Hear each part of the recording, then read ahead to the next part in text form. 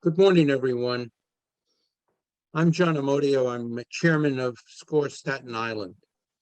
I welcome you to this Diversity, Equity, and Inclusion for Small Businesses webinar. This is hosted by Richmond County Savings Bank. We're very pleased that they're willing to support us in putting these webinars on. This subject is one that is misunderstood or not understood well enough. And today we have with us John Quadrino.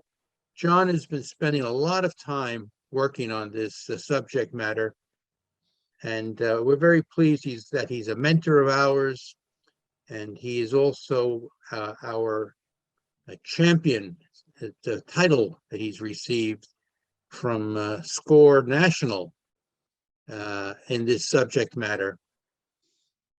He's also Senior Vice President and Head of Employee Engagement Practices at CTR Factors. John has spent a lot of time on this subject matter, and we're very pleased that he's going to be making the presentation today. One thing I'd like to say is a little bit about SCORE. You know, SCORE is here. We're here as mentors, and we're here to help people build and grow and thrive in their business. Our services are provided free, and we provide those services primarily nowadays because of the pandemic with webinars, with Zoom phone calls, with telephone, with email, and soon hope to be doing it face-to-face again. Your mics are muted so that if you have any questions or any comments you want to make, please go into the chat section and leave your question. John has taken the liberty of going into the chat section already, and he's put in there two downloads that you could do now if you'd like, or after the meeting. One of the downloads is this presentation in PDF format, and the second is a download in the slide format. The download that's in the PDF format is a smaller version. I think it's 2.4, whatever they call them over there these days. Okay, and the other one is 6.9. So the smaller one is the PDF version. After this meeting is over, though, you will be sent a copy of the slides, and you will be sent a copy of the video. So I'm not going to say sit back and relax. I'm just going to say sit back and pay attention to John, who I think is handling this subject very well. And by the way, one of the other things that we do at SCORE is that we will come and make a presentation to an organization or to a group, private group, if that's necessary. And this presentation that you're going to see today is one of those subjects that we can come to your facility or put on a presentation for you and your company if you feel it's necessary. I think I've spoken enough for the time being. I'm going to turn this over to John Quadrino. John, please. Thank you so much for being with us today. You're welcome, John. Thank you for the intro, and it's my pleasure to be here. Thank you to SCORE Staten Island, CTR Factor, and our generous host, Richmond County Savings Bank. So just some level setting before we start our time together. And I also like to thank our workshop attendees for spending your valued time with us. So just some level setting.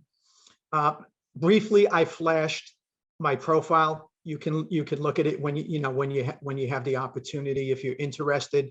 And I do have a lot of experience working in diverse organizations, running diverse organizations, and that qualifies me to say that I still learn every day and I still practice every day. Diversity, equity, and inclusion it's an ongoing process. It's constantly evolving. So that's what I wanted to share. I'm not the world leading subject matter expert. I don't believe anyone is. The key is to continue to learn, to continue to move forward, to continue to grow. So the slide that you're looking at right now, it's a silent rhetorical poll. It's more to get the creative juices flowing and just some reflective thoughts for each of you as attendees. If you answered yes to questions 1 through 4, you're going to be spending the right time in the right place today for the next hour or so. So what are today's learning outcomes? I don't like to read line by line from slides, so I'll put up each slide and then give you an overview of the slides, even though I might highlight certain lines on the slide. However, on this slide, to summarize today's learning outcomes, there's a pressure to increase and build inclusive organizations now more than ever. And I'll say not because it's the right thing to do. It's the smart thing to do.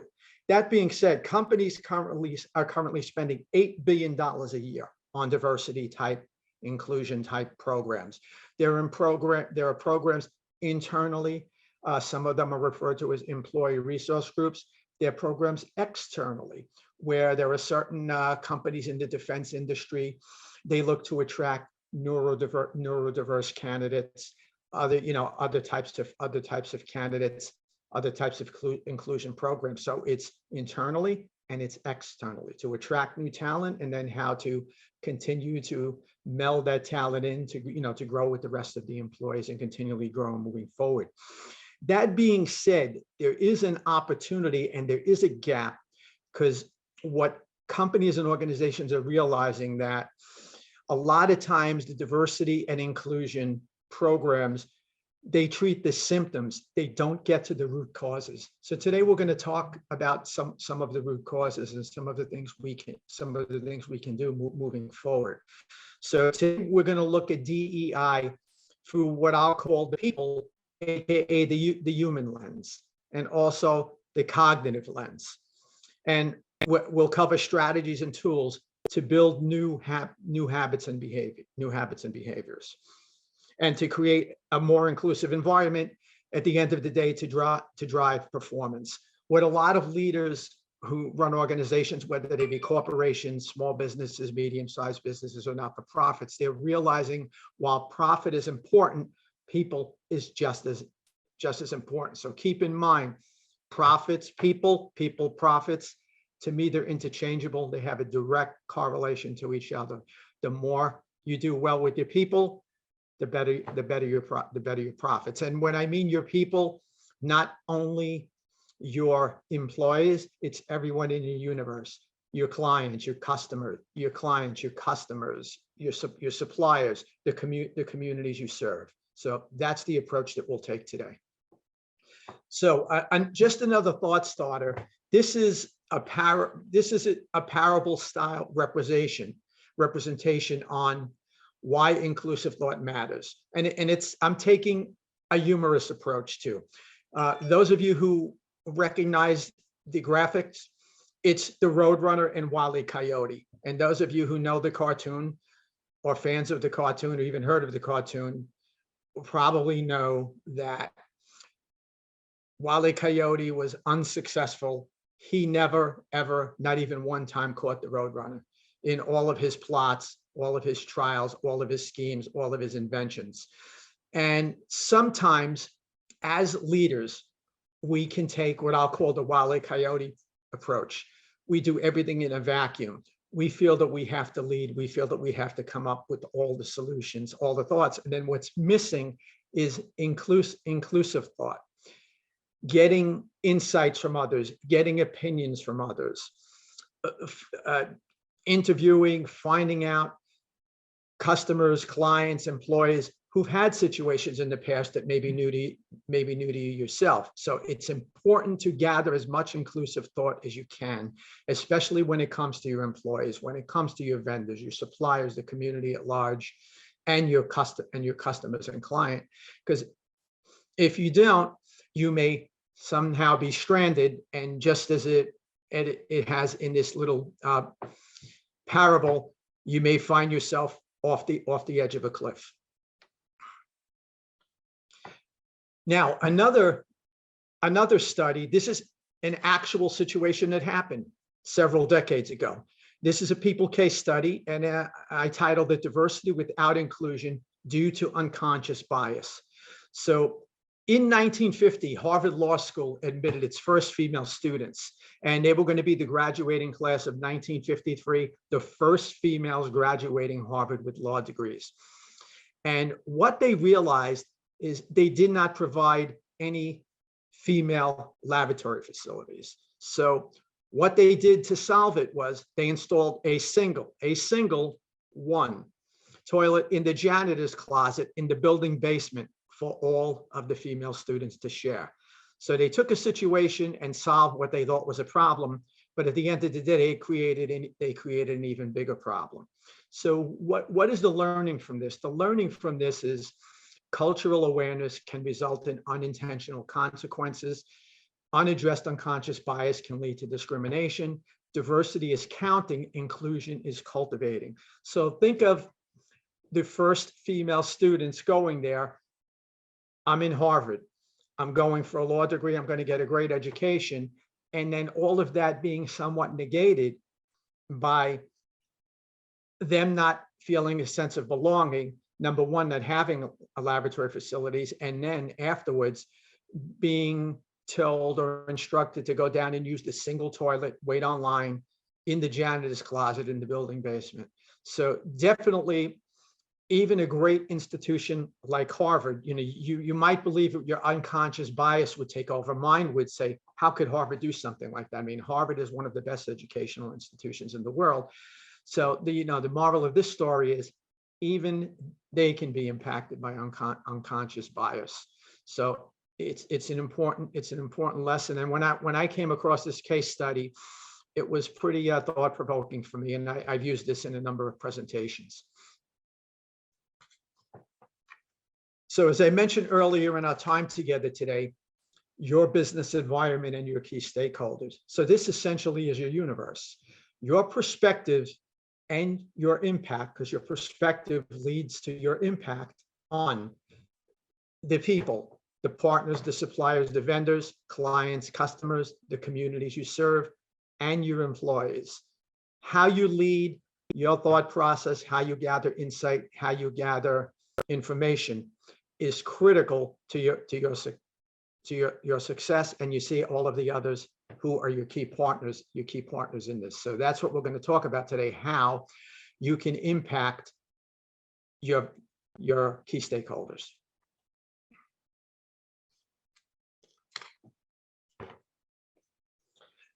What I want to do, you'll probably be familiar with these terms to varying degrees, or perhaps one or two might be new to you. So I just want to take the time to explain the key terms involved with diversity, equity, and inclusion. And I want to define them. And then I want to also share them in an illustrated format. So on the left, diversity, it's basically the mix of people and thoughts. So I call that the who and the what. Equality is applying equal access. I consider that the where. Equity is everyone getting what they need. That's the how.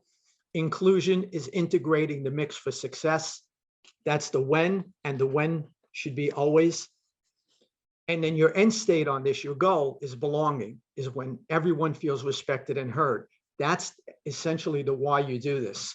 So if you do diversity, equality, equity, and inclusion, if you do them well, you can create the sense of belonging. What happens with a lot of programs, they start out with diversity, and then they go straight to inclusion, and then sometimes they wonder why there are gaps, why there are struggles. They realize they've only treated the symptoms and didn't understand and treat the root causes. The key to doing that is make sure you go through the equality and the equity. So to take you through that, I'm going to go to the pictorial representation here. So On the right-hand side is the pictorial representation. The left-hand frame of it is equality, and the right-hand side is equity. So in this representation, you see three individuals who the solution to give them access to pick the fruit off the tree was to provide each a platform. So that's basically equality. We treated all three of those individuals equally. We each gave them a platform so they can pick the fruit from the tree. However, as you can see in this representation on the left-hand side, the taller individual can easily access the fruit. The middle individual has to probably strain a bit. You see them now stretching and they're on one leg. Perhaps they unfortunately fall off and get hurt. Perhaps they pull a muscle. And then you see the other individual still can't reach the fruit anyway. So sometimes when we do equality, equality is not enough. We have to make sure we follow through on our equality and make sure we're being equitable. So on the equity side, you see each of the individuals were given a platform based on what they actually need. So the tallest individual needs a shorter platform. The middle-sized individual needs a larger platform, and the smallest individual needs the largest platform. So in this case, each has a platform of the same size, which really didn't solve it. It was more addressing the symptom, not the root cause. And here, giving each of the individuals a platform, getting what they need, platforms of varying heights, each can be able to pick the fruit from the tree, each feeling they were treated fairly, each feeling that they have a sense of belonging and they belong to this process where they can have the access to the fruit. So that's the key through diversity, equity, and inclusion programs being successful, and how you can focus on, well, the symptoms are important. The key is to address the root causes, which would create the sense of belonging. Now what I did is I summarized it in a mini paragraph. So diversity creates the potential for collaboration. Equality provides equal access. Equity removes barriers and builds bridges. The key to that mini paragraph is equity. What it does, it removes the barriers, the real barriers, the root causes, not the symptoms, and builds bridges. Inclusion welcomes differences, creating and leading to a sense of belonging.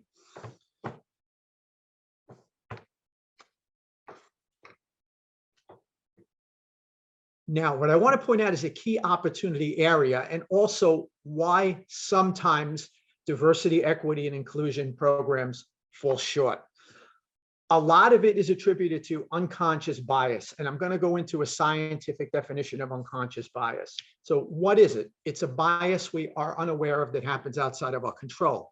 It happens automatically, and it's triggered by our brain making quick judgments and assessments. As an example, when you cross the street, you probably look left, right, left, because that's something you were probably told back in your formative years, say somewhere between the ages of 6 and 17 years of age. And it was constantly pounded into you. So that actually becomes a bias, a bias for safety. That one happens to be a good bias. So formative years are very important. Think of the ages from 7 to 16, 17, or 18. In other words, a few years before preteens to late teens. That's where you form a lot of your habits, a lot of behaviors, a lot of what you learn. Now, what happens is, why unconscious bias comes to the forefront is some scientists estimate we're exposed to as much as 11 million pieces of information at any given time. Our human brains can deal with up to 40 pieces of information at any given time max. So what happens with all of this that's swirling around us, all of this information, everything we're exposed to, what we revert back to is our unconscious bias as part of that up to 40 pieces of information that we can process. That's actually where unconscious bias comes from. So that's the scientific explanation for it. Now, how does it impact us? On the left-hand side, I have basically 4 of the major types of biases. affinity bias, preference for someone similar to you, attribution bias, assumptions based on an attribute of someone. Halo effect, letting one positive attribute outshine the whole of someone. The horn effect, letting one unfavorable attribute dull the whole of someone, which is the opposite of the halo effect. A lot of times too, when we think of our biases or unconscious biases, we think of race, ethnicity, gender. There's many, many more items to consider in the dimensions of diversity. The graphic representation on the right-hand side is a circular representation of several of the dimensions. Because if you think about it, there are cultural dimensions too. There are organizational dimensions. There are secondary dimensions, and then there are the primary dimensions. The primary are the ones that a lot of people think of, but it's important to think of secondary type dimensions, kind of are military experience, not military experience, political views, communication style. Am I part of an organization where whether we all look alike or we don't look alike, do we communicate explicitly? Do we communicate implicitly? Is the organization I'm leading or the organization I'm part of, is the hierarchy authoritarian or egalitarian? Is the group orientation of the me or we? Is the importance of the work a vocation or a vocation? Is time fixed or fluid?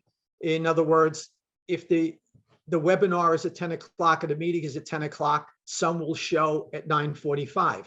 Some 10 o'clock will be an aspiration and they might show at 10:10.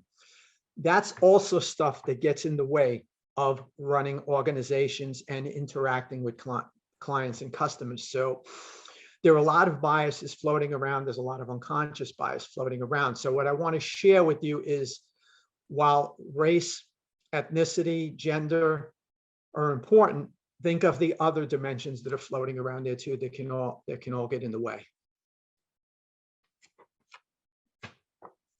So as I alluded to earlier, fear not, unconscious bias does not mean you're prejudiced.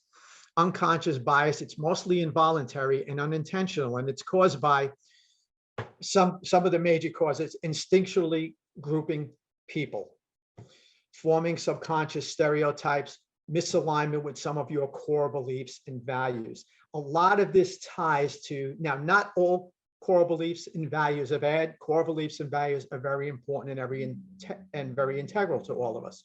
However, there are some core beliefs and values that may hurt us going forward and perhaps cause indifference and hurt others going forward. Those are the ones that we want to focus on today, and I'll show you some quick tools that you can use to change some of those behaviors in some of the following slides. And as I mentioned, not all biases are bad. A bias for action, a bias for fair play, a bias for caution.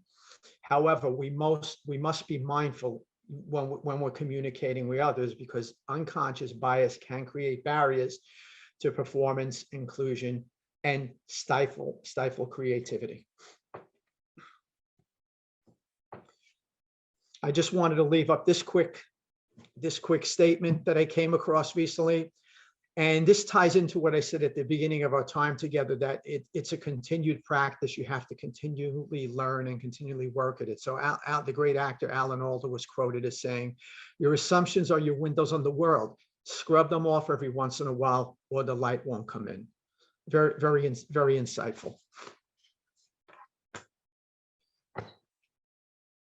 So how could we modify some of our unconscious bias and to create the end state and the goal of unconscious inclusion? There's basically a critical path, and you can do it through cognitive reframing. And I'm going to take you through some examples as we advance through the slides. The critical path of cognitive reframing, on the left-hand side, you want to move from unconscious bias, which is understanding your behaviors, understanding that not all your behaviors are bad, understanding that some of your behaviors that you do want to change, they're not intentional, they're more reflective than intentional. And then getting to step two, conscious bias, as you recognize these behaviors, know which ones are okay, and then know which ones need some tweaking, need some changing, need some revising. And then you get into the step or stage of conscious inclusion, starting arresting some of those behaviors. And as you arrest them, you can control them. And as you control them, you can modify them. And I'll take you through some of the examples. And the key is to work towards understanding the behaviors all the way to that fourth stage or step, modifying those behaviors, the ones that are necessary to be modified. And I tied this slide in at the bottom, just saying not being intentionally inclusive equals the converse of being unintentionally exclusive. So there are definitely opportunities here as leaders and business owners. So as I mentioned, once you understand, you want to move from being conscious, and then you want to be conscious and including. So then you can get to the goal of being on autopilot. But even to be on autopilot, it takes continuous work, because even though you're on autopilot, you still have to adjust your course every so often. So this would be your end state goal. You want how you communicate verbally, visually, in writing, fostering a culture of inclusion and respect. So let's say we were having a back and forth in a dialogue, and I want you can see me in the tile right now. Let's say if during the whole time I was sharing this info with you and we were doing a Q&A, or we were going through the chat, and I started answering your questions like this, or if I started answering your questions with rolling your eyes. So not only how we communicate verbally, visually, in writing, especially visually, optics are very important. I worked in a corporation a while back with the senior leader, and he had this habit that whenever he hosted a conference at the end, these were on-site conferences of 200-300 employees in a large room, he would always open it up to Q&A, and the individual had a habit of always walking around. And when the questions would come, if they were good questions, he would start answering them. If there were questions, because questions are questions. If there were questions that he felt weren't good, you can see his body language change right away. He would frown, he would nod his head, he would roll his eyes. He might even start answering by locking his arms, folding his arms. At the end of the day, at one of the sessions, he said, I don't think I did that well. And I gave some advice, and some others gave advice in the session. Your mannerisms, while you appeared to be open, verbally you appeared to be open, your body communicated the exact opposite. So it was a pretty insightful conversation we had, and learning from that is it made me aware not to do that. So I try never to do that, but I am human. I slip up every once in a while, and we're all human, and we slip up every once in a while. The key is to recognize, and when you do, arrest it, modify it, and try and change it going forward. The key is also leading by example. If change is necessary, make the change yourself first. You can't get others to change habits and behaviors if you're exhibiting those same habits and behaviors and you don't look to change them yourself. Be accountable to yourself, and the better you're accountable to yourself, you'll be accountable to others as well. Listen reflectively. Listen reflectively. I'm saying that twice to emphasize it's important. You can listen, but you listen reflectively. It's one of Covey's habits. I believe it's number 5, seek to understand. The key to seeking to understand is listening reflectively, and employing empathy is very important. So empathy and understanding, think beyond yourself and your own concerns. And we have a few slides on empathy that I'll take you through as well.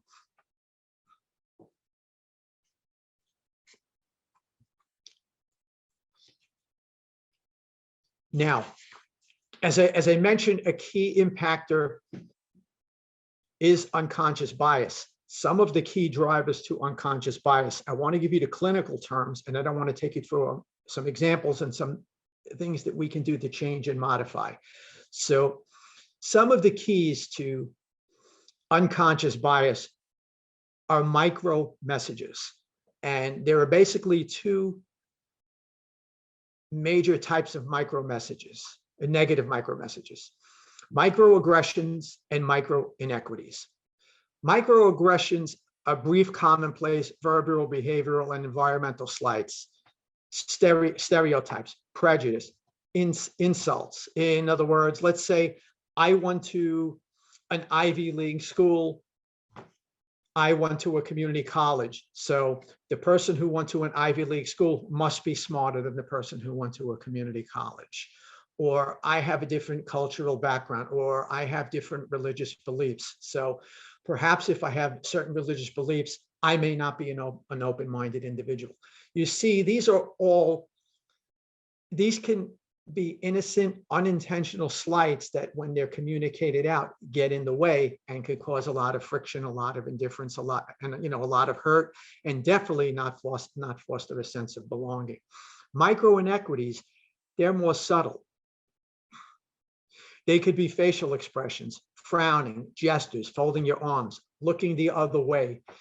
Let's say having a Zoom meeting. You're on a Zoom meeting with 3 or 4 colleagues, clients, customers, and it's supposed to be pretty active. All 3 or 4, you're supposed to be engaging with each other, but then you're doing this, looking at your smartphone every chance you get. Something like that can be considered a slight, and that's a micro inequity. Well, it might even be a reflex action that you're looking at your smartphone. It could be something where if somebody's presenting an idea, oh, I'm being blown off. I presented my great thought, and what they did is they went to their smartphone. They went to their smartphone right away. So even subtle, often unconscious messages over time, they can devalue and discourage and have a negative impact on the workplace. So you definitely want to do less of that. And how you can do less of that is by focusing on positive micro messages. And I mentioned cognitive reframing. Here's how you can reframe cognitively. Think of this mathematically. Every time you use a micro affirmation or a micro advantage, you use one less microaggression or micro inequities.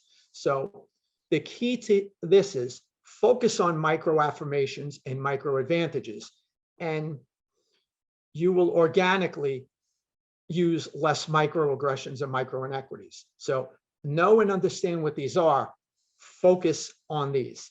And these are some, these are the clinical definitions, and I'll take you through some examples. So subtle acknowledgments of a person's value, and the key is subtle. It doesn't have to be long-winded. It doesn't have to be very detailed. Good examples: attributing credit to someone. If, let's say, someone presented a great idea to you and you're sharing it with your customers, clients, your suppliers, you're sharing with the community. Hey, we have this great program at CTR Factor, and, I want to give credit to person XYZ at CTR Factor who came out with this great idea. That took me about 15 seconds to say in 2 sentences, a quick micro affirmation. So think about how great it makes your organization look, and think about how great that individual feels from your organization. Opening a door from someone, just paying attention and acknowledging the small things. I had this habit that I used to do, and I learned this when I started early in my telecom career. I learned from one of the senior leaders, it's important to manage by walking around. And I ascribed to that theory, and I used to share that with some of the newer managers and leaders that came in. And I used to tell them, you need to get out there and manage by walking around. But manage by walking around doesn't mean you manage by walking around and you hide in a corner. Manage by walking around means you walk around, you ask questions. Not only do you ask questions, you can ask questions on how's this business going? How's this process going? It's important to ask, how are you doing? How are things going? How are things going for you today? How is the new process? So something like as simple as manage by walking around. The more you do that, you'll pile on the micro affirmations, which will reduce the situations where there may be unintentional microaggressions. Micro advantages, same thing, small, quick gestures, unconscious messages that motivate and inspire, making people feel valued. Smiling, nodding, nodding in agreement when you agree, tone of voice, choice of words, nuance and syntax. Good examples: making eye contact. If somebody is explaining something to you, look at them. Don't look down at your smartphone. Nodding and smiling, definitely not crossing your arms. The more you do this, the less you'll let out those unintended, unintentional micro inequities.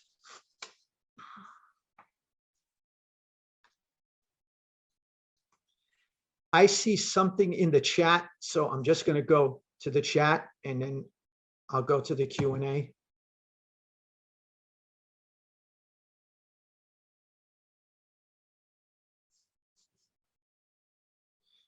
So Catherine Venezia says no sound. Okay, if there's anyone that still can't hear me, can you put something in the chat box right now?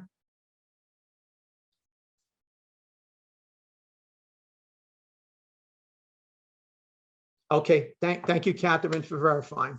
All right, let me go into the Q&A.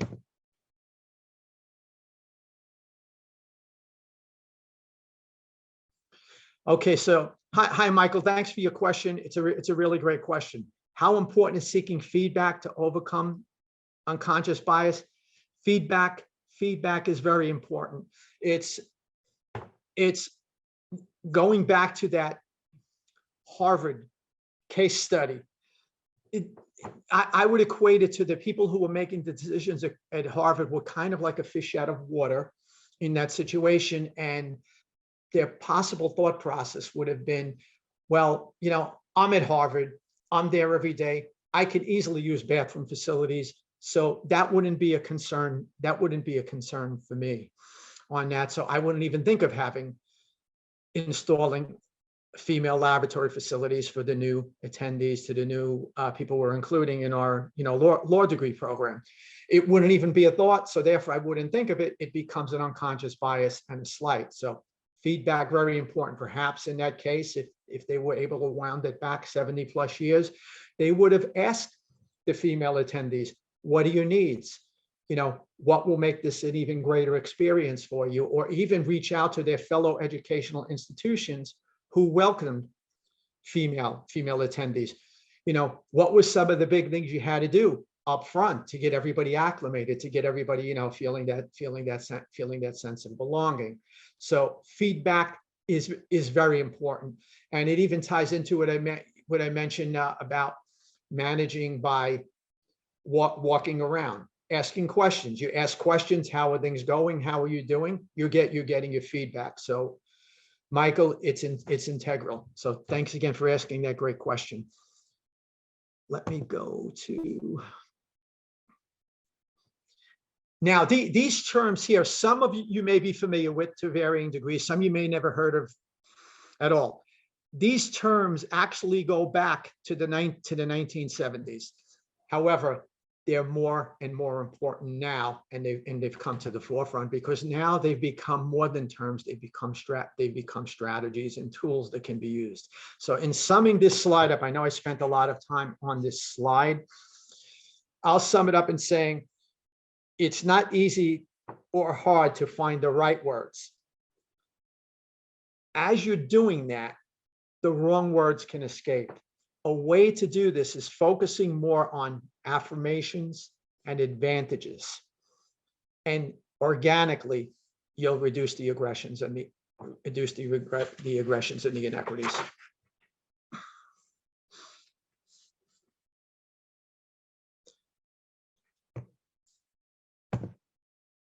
Now, what I want to do is go through some examples, and I'm going to read this verbatim in a way because I want you to hear the way I'm going to share this information. So these at first blush appear well-intentioned compliments, or are they really microaggressions?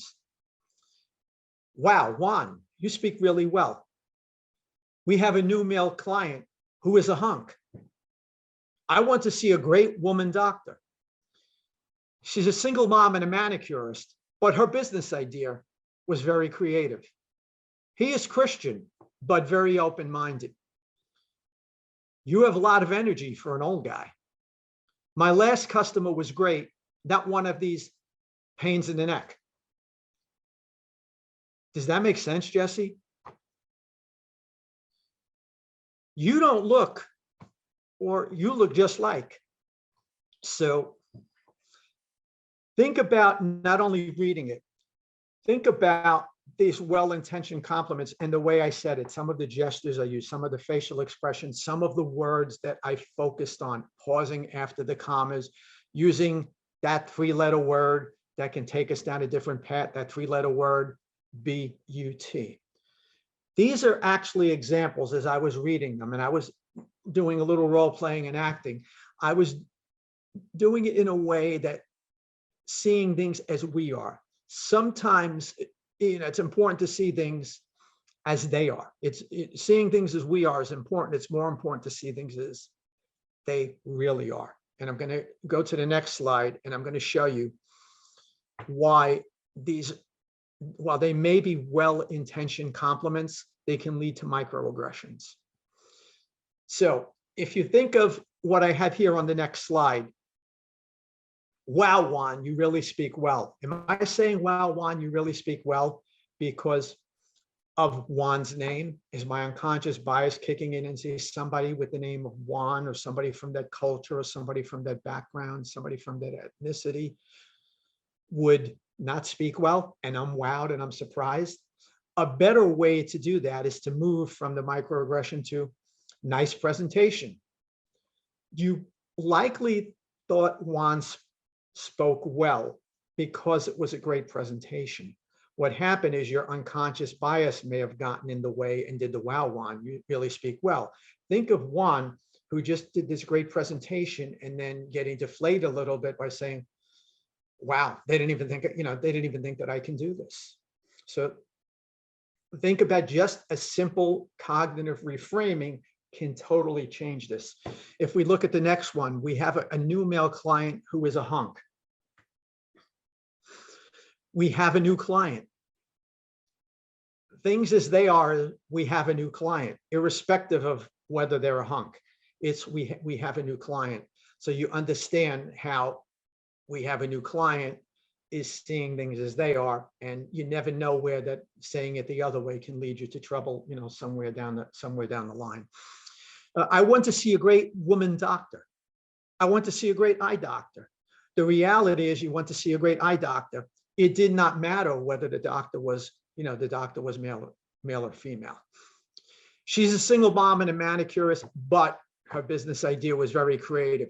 Keep in mind that three-letter word, but a small three-letter word can really change things around. How things were really in here were the business idea was a creative. Not that she was a single mom and a manicurist. It was an individual with a great business idea, because it can lead to a sense of, well, because I'm a single mom and I'm a manicurist, I don't have any great business ideas. He is Christian, but very open-minded. No, he is very open-minded, irrespective of, his religion or, any beliefs. And this is one of my favorites. You have a great deal of energy. You have a great deal of energy. You can be 15 years old. You can be 25 years old. You can be 63 years old. You can be 82 years old. Things as they are, you have a great deal of energy, irrespective of whether it's an old person or not so old person. So I get similar items to that, and that kind of rankles me. It's like, why, you don't expect me to have any energy at all? So that's a personal one that I have in there. My last customer was great, not one of those pains in the neck. My last customer was great. It takes away from the positive experience. The last customer was great. Why harken back to the other customers that weren't so great? And then this is one that I learned the hard way a few years ago. I was fond of saying, when I would share advice and share guidance, and say, does that make sense? What I've learned to do now is ask for feedback, for thoughts. Does that make sense, Jesse? Perhaps I'm giving off the vibe that is, if it does make sense to Jesse, great. If it doesn't make sense to Jesse, am I thinking that Jesse doesn't have sense? And this is how a quick, innocent conversation can go quickly off the rails, especially over time. So I'm very mindful of this one, because I used to do the crossed out statement to the left. I always say, hey, does that make sense? Does that make sense? Does that sound good? Does that sound good? Now the key is, what are your thoughts, Jesse? Not only am I asking for what I'm saying sounds good, I'm asking, what are your thoughts on what I'm saying? So I'm more opening up your answer to more than a yes or no. I want to hear why it's yes or why it's no. So that's the key to having transformational conversation. And just these minor tweaks can turn well-intentioned compliments to best intention unbiased compliments. And reframing works. Cognitive reframing works.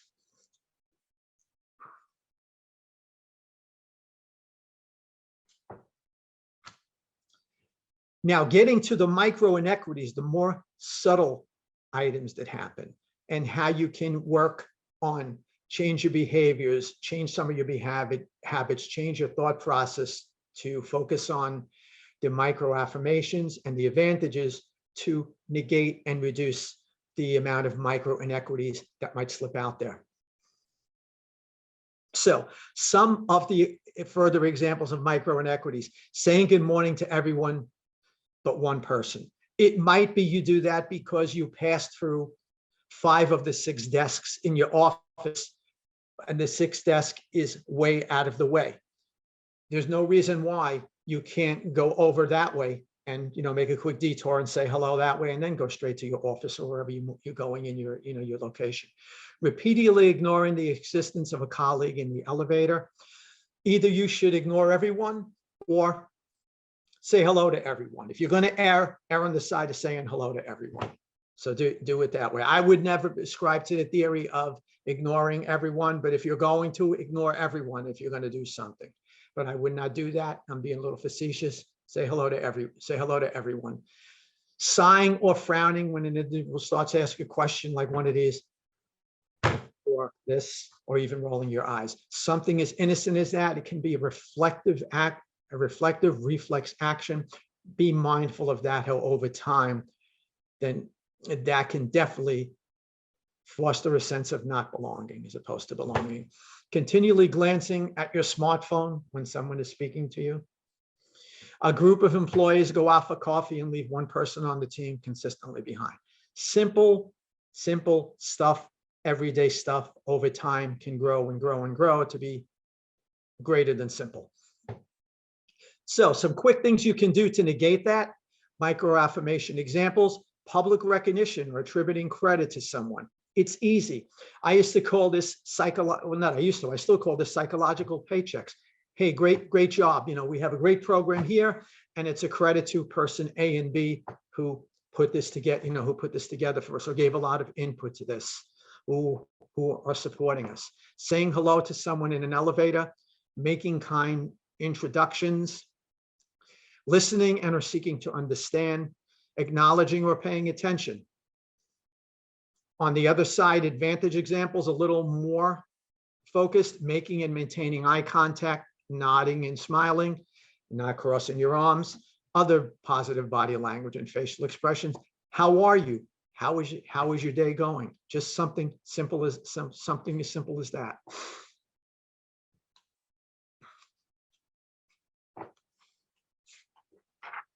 And one of the ways you do that for inclusive communication is you practice empathy.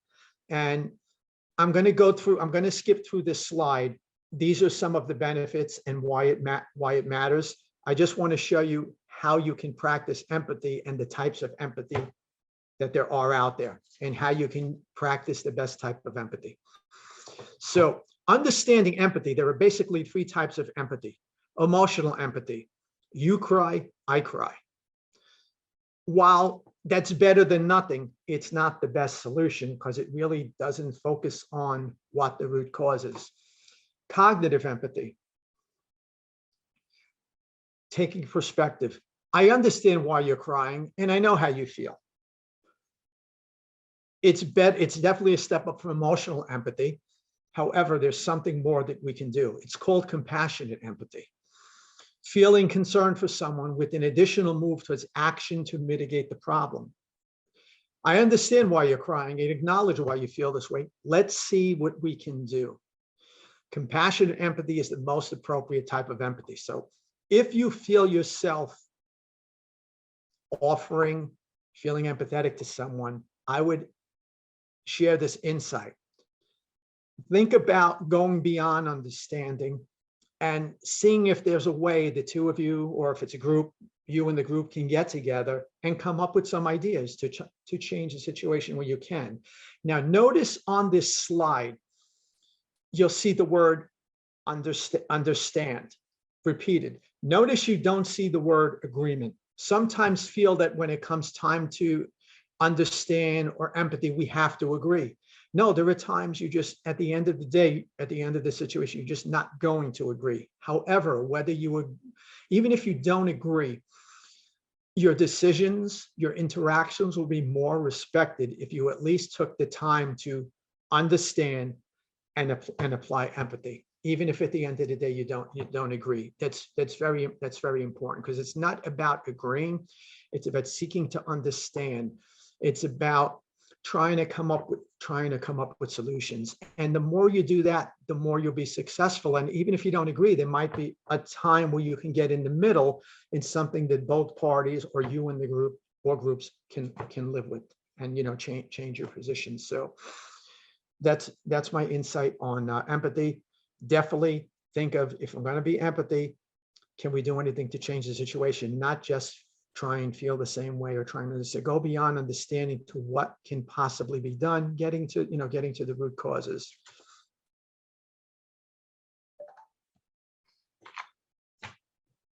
Here's a quick primer I have on empathy. And I like to put primers together that share verbs that all begin with the same letter. It's easy for me to remember. So recognize, relate, reason, resonate, resolve.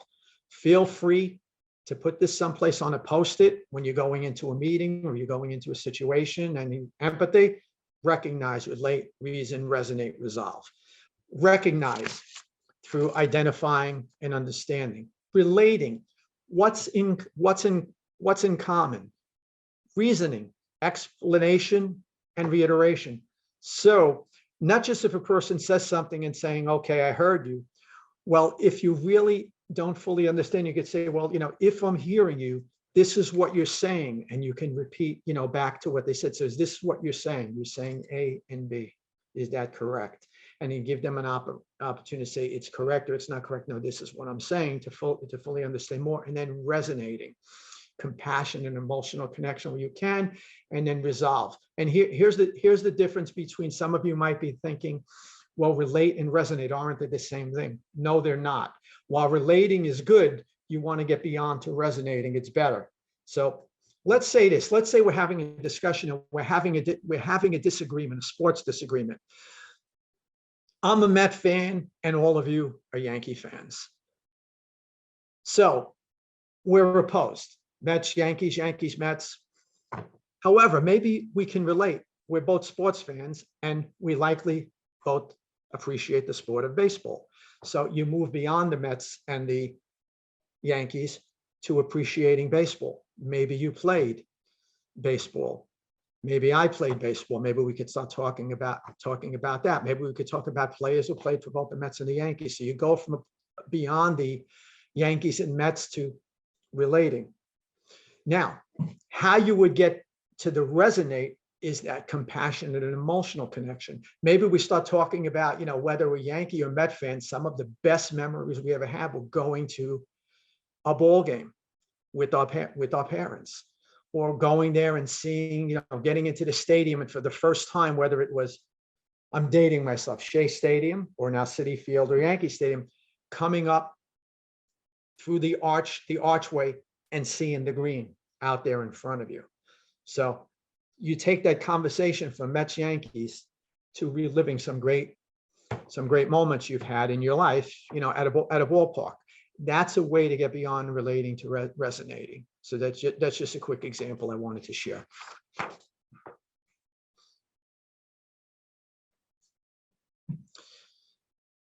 So practicing conscious inclusion leading to unconscious inclusion. The key is you want to have it on autopilot where you are, where you can go forward. And again, keep looking, even though it's an autopilot, you still need to make corrections and adjustments going forward. So your strategy is basically every opportunity, your reality, it's I'm holding this up for effect. This is a little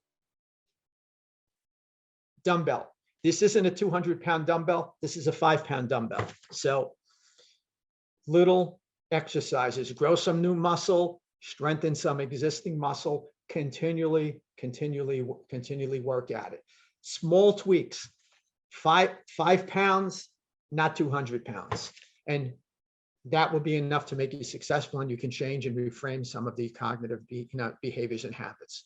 Your goal, this is one thing I tell my granddaughters at every opportunity: be the very best version of yourself every day. How I would share that with you is be the very best version of yourself every day, because every day, on Monday, your very best version might not be as good a version as it was on Sunday. On Tuesday, it might be better than Monday and Sunday. The key is to strive every day to be the very best version of yourself. Your benefits, and I'm not going to read the whole slide, but creating psychological safety. Some of you may be familiar with the term. Psychological safety is important in customer-client relationships and in organizational relationships with employees, with vendors, with other support departments. Creating psychological safety means that we can share opinions, we could share thoughts, whether there's agreement or not. Does your team, do your clients feel comfortable enough to share their thoughts with you, even if they're in opposition? Can we hash things out? Can we discuss things? So doing this, being as inclusive as you can, organically moves to a situation of psychological safety, which is great for organizations.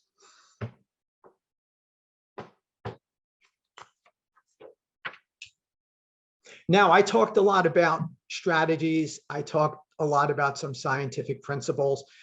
I want to share some results in the presentation because I like to include results in presentations. So as I mentioned earlier, it's beyond the right thing to do. It's the smart thing to do. And these results will tie in why it's right and why it's smart. Diverse, equitable, and inclusive organizations realize 70% higher growth, 36% better profitability, 75% faster time to market, getting thoughts, strategies, ideas, new products and services out to market, and almost 20% better innovation. These are not my results. These are results from a recent study by Korn Ferry. Korn Ferry is one of the top organizational consulting firms in the not only in the US, in the world. So it's their numbers. It's not just John making up numbers. So I just wanted to share the source with you. So why it's the smart thing to do and why it'll be beneficial for your business, for your organization, for your not-for-profit.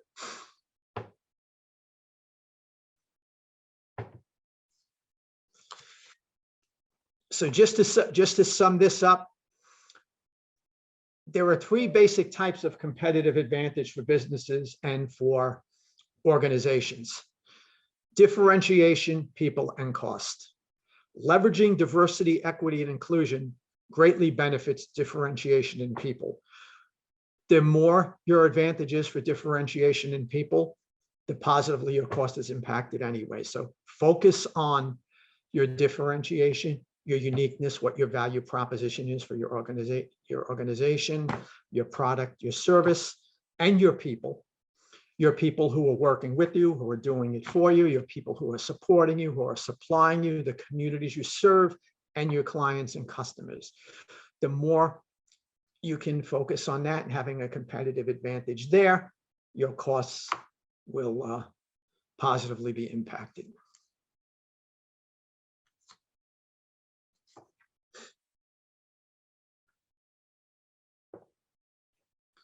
Now, I have another quick leadership primer at the end, more stuff that perhaps you wanted to put on a frame in your office or on your desk, or feel free to share with others. As leaders, these are the things that you should be spending your time on every day: understanding, empathizing, resonating, and reflecting. So when you're spending the large majority of your time to recalibrate, think of, hey, am I making an attempt at understanding or empathizing or resonating or reflecting? And I have a quick leadership communication formula that I use.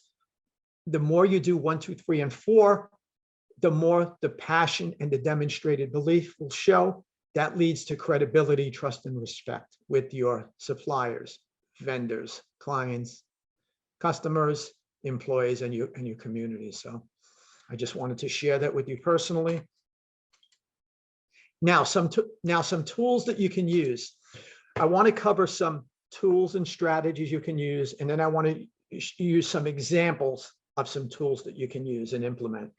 And by you having the presentations in PDF or PowerPoint, you could easily download the documents, and you could even overtype the documents for some of the following slides I'm going to show you, and put some of your thoughts, your insights, and your idea, and the thoughts, insights, and ideas that you gather from your customers, clients, team members, suppliers, and your communities. So here's 20 ways you can help create a more inclusive business environment.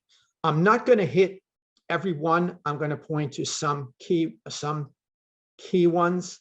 However, what I wanted to share with this, it's more a checklist. It's more a guideline. The good news is it's 20. The even better news is you don't need to do all 20 of them every day. Pick one or two that you want to do for the day. Pick 3 or 4 you want to do for the week.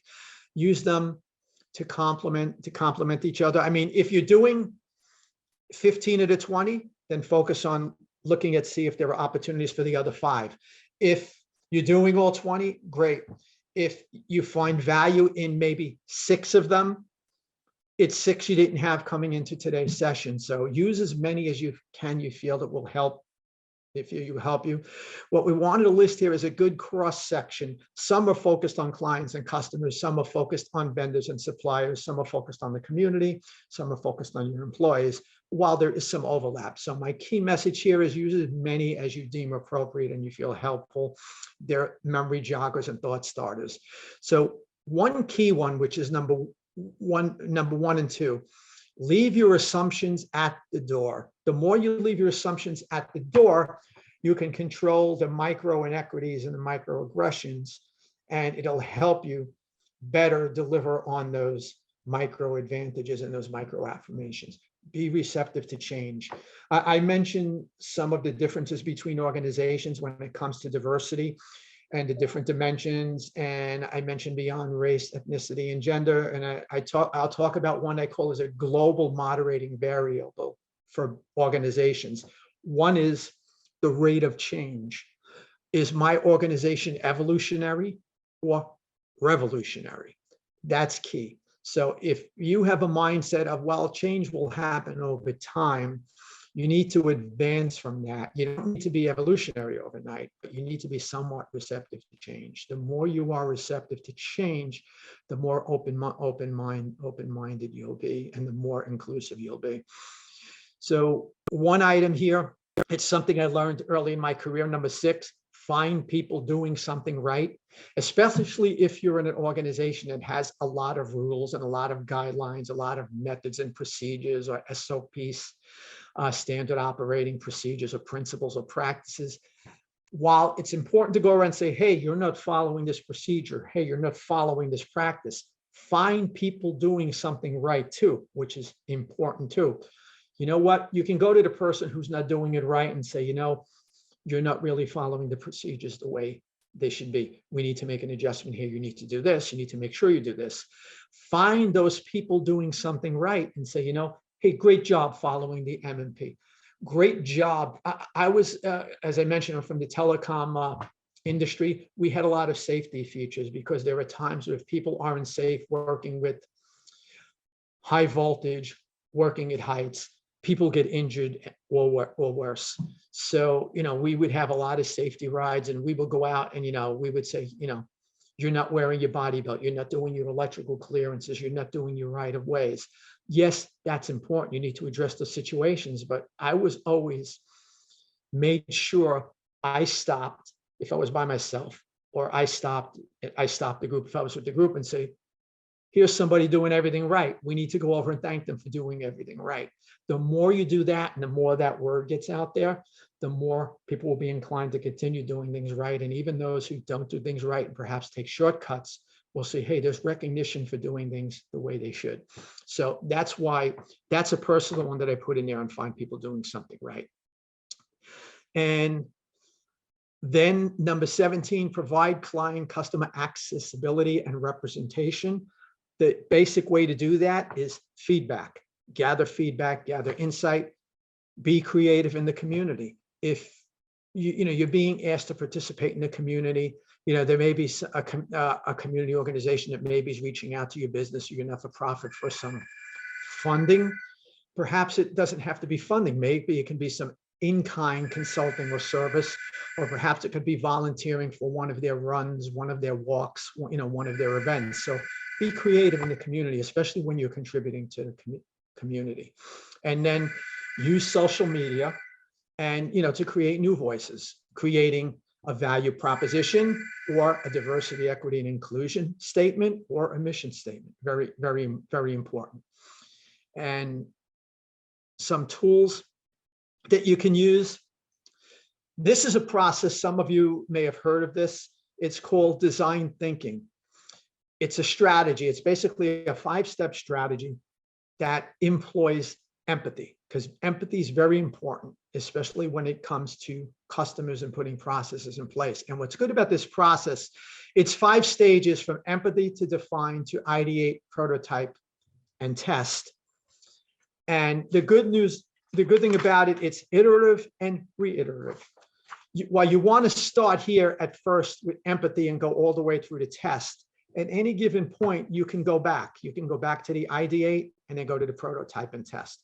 Or if you go test, you can go back to empathy again. So the good news is, while they recommend you follow the steps, it's a guide. You can jump in at any point. You can jump out at any point. And what's good about this, when it comes to design thinking, especially for not-for-profits and smaller businesses and medium-sized businesses, you don't have a lot of time to plan. You may have heard of the expression fail fast, because failing fast is good because it provides an opportunity to learn, and it provides an opportunity to learn quicker and faster. Design thinking is great for that, in that it reduces the time to market. And what's good about this is you empathize, which means you want to develop a deep understanding of the problem, not just the symptom, the root cause, and not just the employees in the room, the clients, the customers. What do they feel? What's kicking their butt? And if you're in business to either satisfy a need or solve a problem. Finding out what the root cause is of that customer or client's problem, or what's that need that they need to have satisfied. And then once you do that and understand, then you can define which problem or problems you want to solve, which need or need you want to satisfy. Then what you want to do is ideate. And you want to go beyond the Wile E. Coyote approach. You want to get as much input as possible. Vendors, other peers in your industry or in your business, or your mentors, or your board of directors, or your informal board of directors. Gather some thoughts, gather some ideas. And then what you want to do is prototype. Put together some ideas, some programs. Maybe pick 2 or 3, and then test them right away to see which you want to continue to do more of, which perhaps need to be replaced under that fail fast. And then you can go back to the ideate, or if you need to go back to the ideate, maybe you need to go back even further to define the problem, or maybe you need to reach out again and understand the problem a little bit more, or the need that needs to be satisfied a little more. So that's what's great about this. Now, I don't have results on this slide, but just some quick metrics around this. Design-driven companies, whether they're using design thinking or any other similar process, they outperformed the S&P index by 219% over the past 10 years. So more and more design thinking is being incorporated into organizations, into businesses, not only large corporations, even small and medium-sized businesses, and because it's been successful. Companies championing creativity have greater market share, and they realize better customer care indices and results. So that's a quick tool that you can use. One other tool that you can use. Now, these are not the only tools. We only have 90 minutes together, and I want to leave some time for more Q&A at the end. Is I just want to share some tools. There are many other tools here. I just wanted to put some quick tools. Here's an empathy mapping tool to understand your customer client. And you could just go use it, download it, type it, print it, and fill it in. What does your customer or client think and feel, say and do, see and hear to determine their pains and gains? In other words, to solve that need, to satisfy that need, to solve that problem, you need to know what their pains and what their gains are. Finding that out will help you better present how you want to satisfy their needs and solve their problems. So here's a quick exercise you can use, with your team. Another quick exercise and template you can use. This is if you're thinking of putting together a value proposition. You can even use this personally for yourself, for your career. You can consider this either a business model for yourself as an individual, or for your organization, your business, or your not-for-profit. And the middle here is the sweet spot, your value proposition. Before you come to your value proposition for your group, you need to find out, and the value proposition is essentially, if you're offering products or services, your brand, like any good brand, you need a value proposition, which is how you deliver on that brand. So if you say you're the best pancake maker in the Northeast corridor of the United States, that's a nice brand. How do you back that up? What's a value proposition? How do you deliver on that?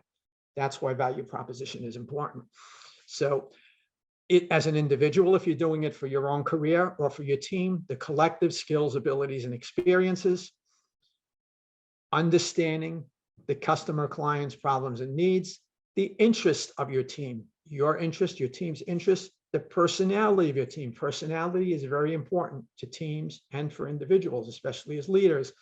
The sweet spot where they all intersect in the middle, and you have the good makings of a value proposition. So this is a nice exercise that you can use to flesh out a value proposition. And here's another quick exercise you can use. Also, beyond a value proposition, you can put together a diversity statement. So those of you who don't have a value proposition or a diversity statement, I would recommend you think about doing it. And here's a quick way. And this is an actual diversity statement. I put that up here for you. It's shared in the presentation for you that you can use.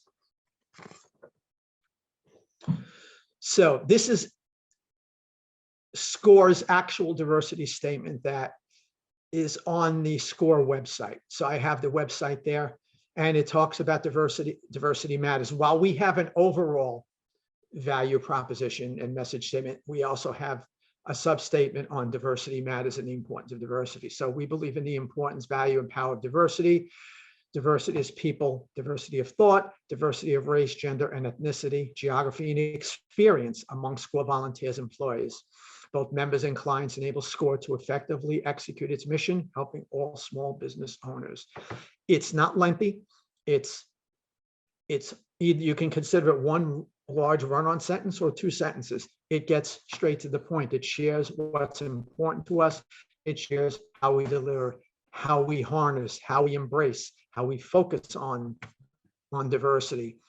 And you notice here, it says diversity of race, gender, ethnicity, geography, and the experience of our clients, customers, the experience of SCORE employees, the experience of SCORE mentors. What type of organizations have they been in? What is their organizational experience? Is it the group orientation, we or me? How do we communicate? The importance of work, the importance of change, the education experience, the work experience, the profession, everything together. So this ties everything in nicely. So it doesn't have to be that you've put in 17 sentences, 2 or 3 sentences that nicely tie everything in to convey what you want to deliver and how you deliver to your clients and customers and your partners and your community. So those are my thoughts there. Now, I thank you for spending an hour plus with me on that, listening to the presentation. Hopefully you found it enjoyable. Hopefully there are some takeaways you can use on that. What I'd like to do now is open up to any chat or any Q&A that you may have. Let me just go to chat. Nothing there. Q&A. nothing there. So does anybody have? John, Yeah. I'm sorry. There is a question about how important is seeking feedback to overcoming unconscious bias? Yeah, that was Michael's great question. I had mentioned that. So, let me recap that again. Feedback is very important.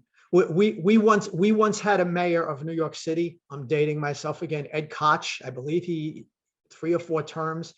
He used to say when he was out in public, how am I doing? How am I doing? How am I doing? So if you ascribe to that theory, it's important. How you're doing is very important, especially when it comes to diversity. Because as I mentioned earlier on at a presentation at the outset, well, we're diverse. Well, we're inclusive. Well, we're treating everybody equally. However, some key feedback is, do you feel you belong? If all your efforts are there and your customers, your clients, your communities, your suppliers do not feel that they belong, feedback is important. The way to get that feedback to validate you're on the right track is to ask and seeking feedback. And speaking of the right track, and I mentioned autopilot, even if some of this gets you on a track and you see, you know what, I'm on the right track, I want to date myself even further and quote the great Will Rogers, who said, even if you're on the right track, you'll get run over if you're not moving.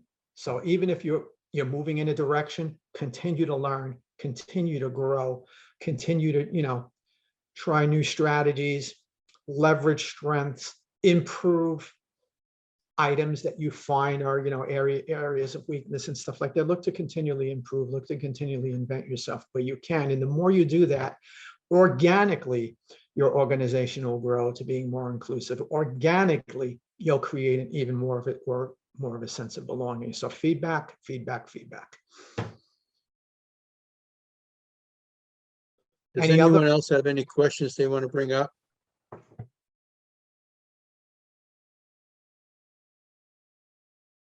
see, we got another question coming up here. Michael, thanks again. Another great question. I have to take you on the road. I have to take you on the road with me.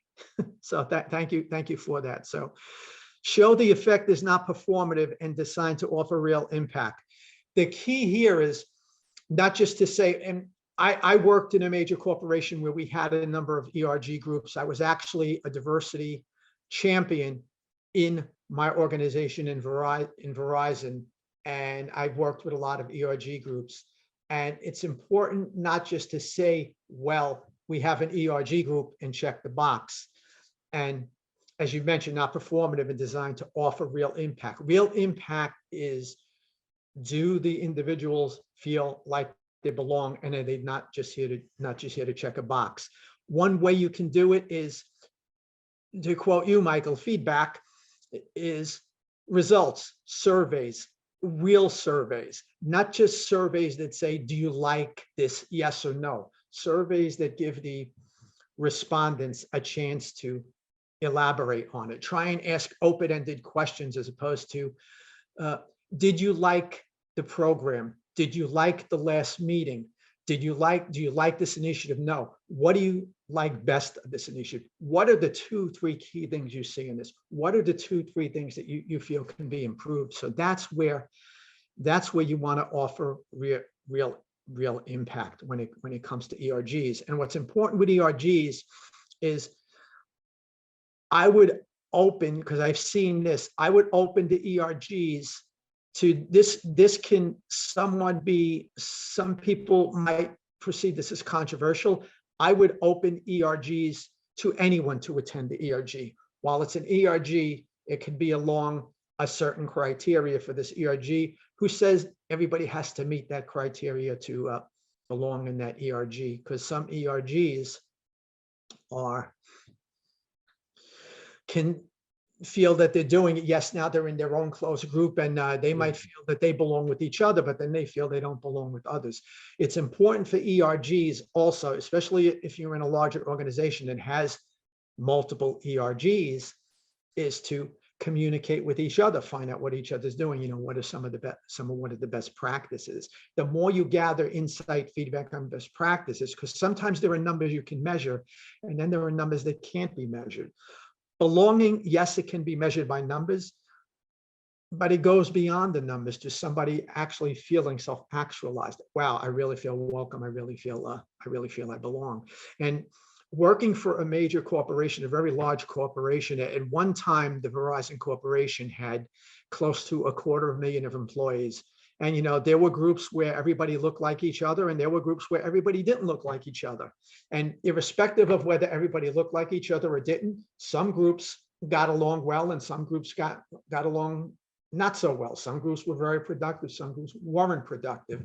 The key to all that was getting beyond the diversity. Did everyone feel valued? Did everyone feel they had the input? Whether we all look alike or we don't, everybody needs to. So, Michael, that's my question. That's my answer to that question. I know it was a little more long-winded, but I just wanted to get to that and share, some of my thoughts and insight. So hopefully that answers your question. If it doesn't, ask a follow-up question right now. Anybody else want to answer? I'm giving the thumbs up, so I don't have to type it in. Thank you, Michael. Any other questions? Any other questions that you have? It's always nice to get people like Michael who will challenge us, especially challenging John. I like him to challenge John. We tease people. We're both named John. I'm John A. He's John Q. And we talk about it as the Q&A. But anyhow, John, we're glad that you were all with us today. John, could you go over the slide as to how we can be reached too, as you're doing that? Just go. I'm sorry, John. Repeat that again. Yeah, you're going to take us through the last slide of how we can be reached and contacted. Oh, right? I'm sorry. Yes. Okay, that's what I was just going to do. Okay, sorry. Thank you. Yep. As I mentioned earlier at the beginning, and I'll say it at the end here, I want to thank everybody for being here today. It takes time to put all of these things together, a lot of work. It may not seem like a lot, but it is. And this subject matter in particular is a difficult one in the sense of getting us all to look at ourselves and think about what we're doing, how we're doing things, and how we're saying things, etc. So we've recorded it. You're going to get a copy of the recording. As I mentioned earlier, also, you will receive a copy of the slides. If you want to go to chat right now, you can download a PDF version or the slides right now and not have to wait for us to send it to you in the next day or so. SCORE can be reached in several ways. We can be reached by going online, and you can contact us through LinkedIn, through Facebook, and through email. We are providing mentoring services. Our intent is to help businesses here on the island and off island in Brooklyn and Queens, which is part of the territory that our office covers. We want to help them build and grow and thrive so that we all have we're all good for the future. So this last slide that you're looking at right now shows you the ways that you can contact us. You will get a copy of it, of course, when in the package that you're going to be receiving. So with that, I'd like to again thank John for being with us today and for helping us with this, and thank all of you for coming and being a part of our program today. So I'm going to sign off by saying goodbye. Thank you, everyone. It's so nice. If I can add, John, you got something else? Yeah. If I can add. So, we did an hour plus webinar. This is a topic that can be talked about for hours at a minimum, even days. So if there's anything you see in here, if you want to find out more, if you want to work on anything specific, feel free to reach out to us. We can help you drill down even further. In an hour, you can talk, you only can talk and cover so much. So if you need help with a business plan, if you need help putting together an empathy map, if you need help putting together a mission statement or a diversity statement, we're here to help you. And, we're working this remote.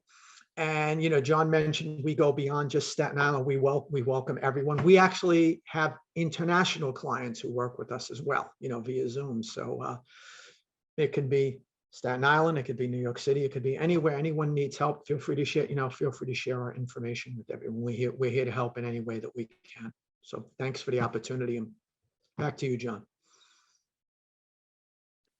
Okay. Well, again, if there's nothing else, I'm going to say goodbye. We'll sign off. Thank you. Thank you so much. Okay.